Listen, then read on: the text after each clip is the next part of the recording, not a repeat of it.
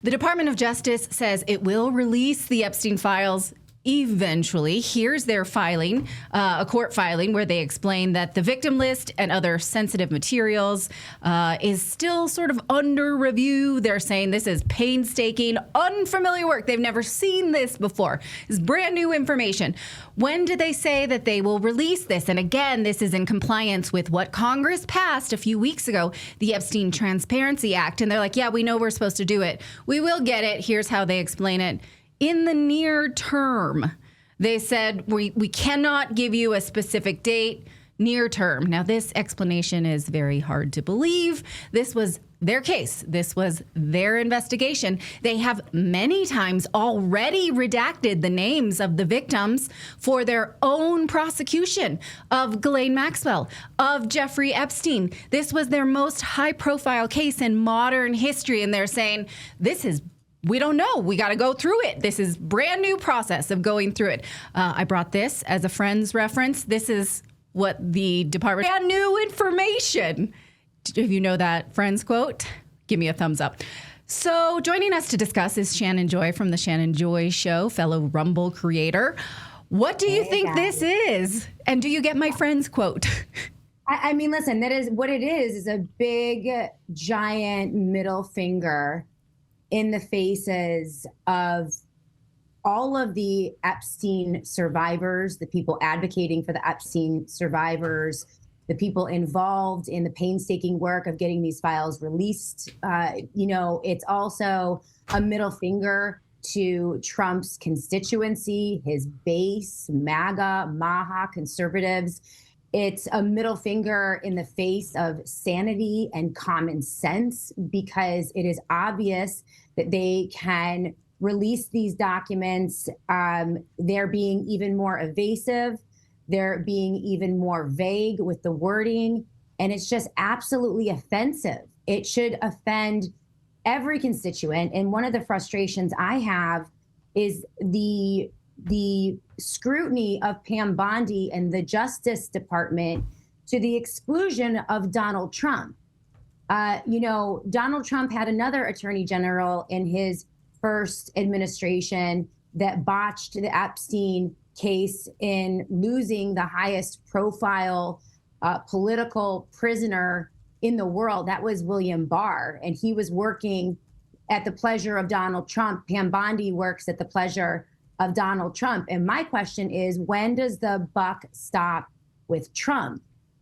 Because he has a notorious history of running cover for and protecting sexual abusers, accused sex traffickers, child sex traffickers, Jeffrey Epstein, Ghislaine Maxwell, Andrew and Tristan Tate, Sean Combs, Matt Gaetz, you name it. It's a long list of Trump's administration amazingly running cover for these sexual predators. And we also have this, the long history of Donald Trump himself being accused. This was something that the Republican right wanted to ignore for 10 years, ever since he came down the escalator. They didn't want to do business with the fact that Donald Trump was accused by over a dozen women of sexual assault and rape. They wanted to ignore the strange sexualization of his own daughter, that had come out earlier. They wanted to ignore his horrifying behavior when he was running the Miss USA pageants. They wanted to ignore the Billy Bush comments when, it's acceptable for powerful people to grab women by the you-know-what, because that's one of the perks of power. They wanted to ignore his statements to Megyn Kelly. They wanted to ignore so many of the links between Jeffrey Epstein and Donald Trump, their 10-year history, their best friendship. They then wanted to ignore the fact that Donald Trump rewarded Alex Acosta, the prosecutor in Florida that gave Jeffrey the original sweetheart deal with a cabinet position. They wanted to ignore all of the areas that Trump has run cover for vile, grotesque, sick, evil, wicked, and borderline demonic people.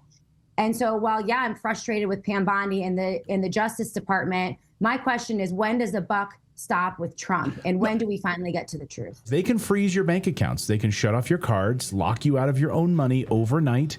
Banks don't protect you, they control you, and that's why real financial freedom starts with ownership. So introducing Rumble Wallet is a non-custodial wallet built for people who refuse to give up their control. With Rumble Wallet, you don't just buy digital currency like Bitcoin and Tether. You can own Tether Gold, real gold on the blockchain. Through Tether Gold, you get direct ownership of physical gold bars, each one fully allocated, verifiable by serial number, purity, and weight. This isn't paper gold. This isn't an IOU. This is real gold without bank vaults, storage fees, or gatekeepers.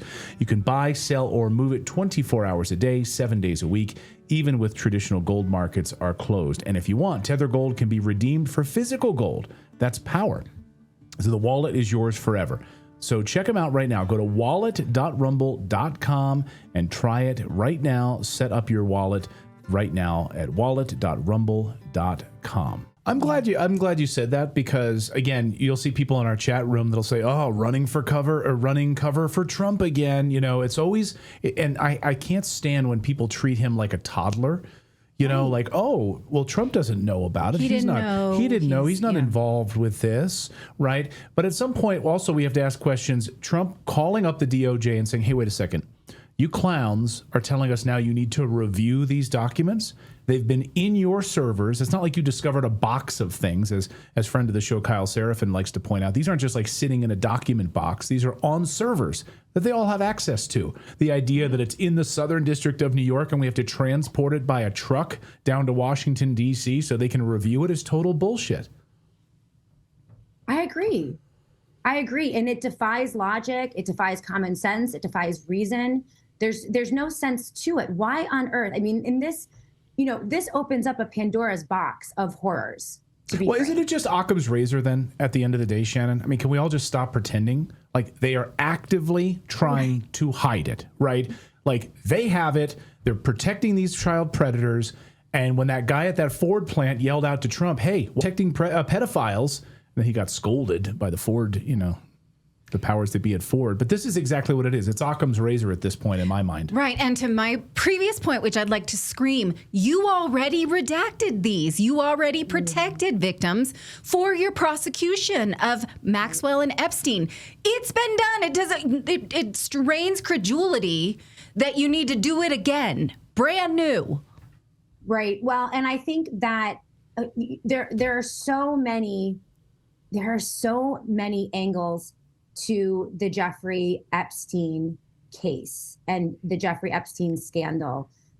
Again, I'll refer your audience to the reporting by Whitney Webb and her team, and the reporting by Nick Bryant, who has been an independent investigative reporter following the Epstein case for decades, and he does really great work over at Epstein Justice.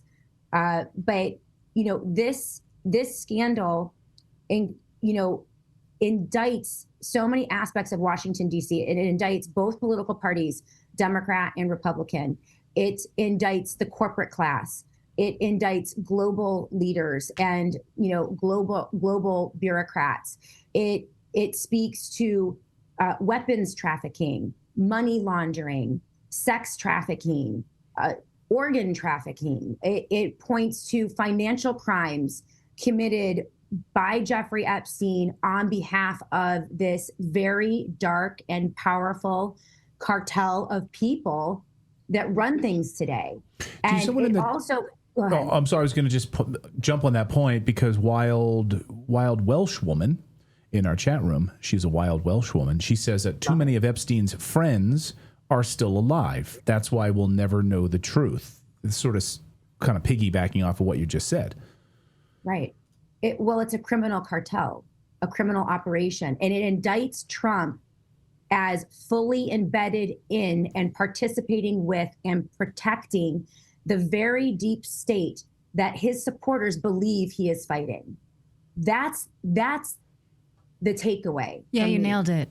Yeah, exactly. I mean, we see how he protects Israel. How the U.S. State Department will not prosecute or not make a throw a fit when Israel has American citizens. It seems to be, it's borderless at this point. Well, there was the what was he, an ambassador or like an aide to an ambassador from Israel that was caught in a sex trafficking ring in Arizona, and they just skirted him away to Israel before prosecution. I mean, yeah, he was like, well, I think he was the head of cyber, whatever, to Netanyahu, one of Netanyahu's like right-hand man. Oh, but we just wrapped him up in Vegas and shipped him off to Israel where he's fine. It's okay to protect child predators. Right. Apparently. Several Mossad agents had stayed at Epstein's apartment. We know that now. We know that the former prime minister has was many times mentioned in the Epstein files and visited with him many times. So, I mean, what we want to know is how were young girls used and victimized, but what they want to keep from us seems to be international espionage and weapons trafficking and influence. Well, exactly. And also blackmail and coercion. Yeah. So this is how they tighten their grip on power structures, on diplomats and governments, presidents, senators. I mean, when people wonder why there is so much corruption, why everything is falling apart, it is because there is a blackness and a darkness at the seat of power, not just here in the United States of America, but to your point, across the globe. And it has been allowed to grow and fester. And I think we're just at a point where we're coming to a tipping point, it seems to me. And I'm glad that the American people, we need to continue to pursue this. I don't want to hear, the Epstein files are just a distraction. They're just a hoax. That is such a lie. The Epstein files are everything. They point to almost everything. Yeah. And when you have these conservative influencers out there who are running cover for it, like people like Cat Turd or whatever else that are like, it's fine. We don't need to know about the Epstein files. It is a hoax. Let's move on. Let's just move on. The Laura Loomers of the world. We don't need to understand what's inside these things. It's a slap in the face to everyone who elected President Trump in this administration for transparency. And so when you look at this, if the DOJ had truly intended transparency, what do you think? Let's give them the benefit of the doubt, Shannon. What would an honest Transparency Act that President Trump signed, what would that process have looked like, and how far off are we from it right now? Has it been totally derailed? I think it's completely derailed. I don't think that at this point, you'd have to peel off layers upon layers of the Justice Department. People would have to be fired. Pam Bondi would have to go. Donald Trump would have to. I mean, there are so many layers of protection. The work that Tom Massey and Ro Khanna are doing is very important. And I don't say that to give the audience the idea that we can't get to truth on this. We can't get to the bottom of it. But personally, I think that that's going to perhaps have to come from outside of Washington, D.C. So it's going to have to happen at the state level, or, I mean, some of the most clarity that we've seen in this case has come from state actions. I don't know that it is even possible right now with the makeup in Washington, D.C. and the nature of who is controlling things in Washington, D.C. that we could really trust anything that we could get from them in terms of a good faith release of the documents. Yeah. That being said, who knows? Never say never. Someone in our chat room, Hard Skills Fail in our chat room and on Rumble says, TDS, this is a Trump derangement syndrome channel. They will release the files after they've built. Okay. Hold on, let me finish the state. Where's the unicorn outside your house? Let me reread it. Okay. TDS channel, they will release the files after they have built the cases. Trust the plan, baby. Yeah. Trust the plan. 12-dimensional chess. Right off a cliff. Let's trust that plan right off the cliff, right? Oh, Who my gosh. is deranged, right? I throw that back. I mean, I'm not the deranged one here. It is deranged to assume that this president who has been stringing you along for the past 10 years on this topic is now going to all of a sudden turn and change his ways. I mean, this president is the one who's out there calling it a hoax. This president is the one who's out there currently expanding his roster of sex traffickers and pedophiles who he would like to protect with Andrew and Tristan Tate. I mean, think about that. This administration sent Richard Grenell, a diplomatic envoy who works for President Trump, to Romania to Munich to strong arm Romanian officials into releasing the Tate brothers back to the United States of America. And that would have worked if it weren't for the Attorney General in Florida and Ron DeSantis, who basically said, if these boys stay in Florida, we're gonna file charges against them here, right? Because of the nature, I mean, dozens of charges of sex trafficking and rape of a minor and money laundering and human trafficking, you name it. The Tates are all entangled in this in the UK and Romania. But like, who expends political capital to send a special envoy on behalf of these guys? It makes no sense whatsoever. And it's all over Donald Trump. I mean, he's either implicated himself in these files, or he's implicated in so many other things, in such a controlled character, Manchurian candidate, whatever you want to call it, that he can't really release these. I think the corruption is too layered.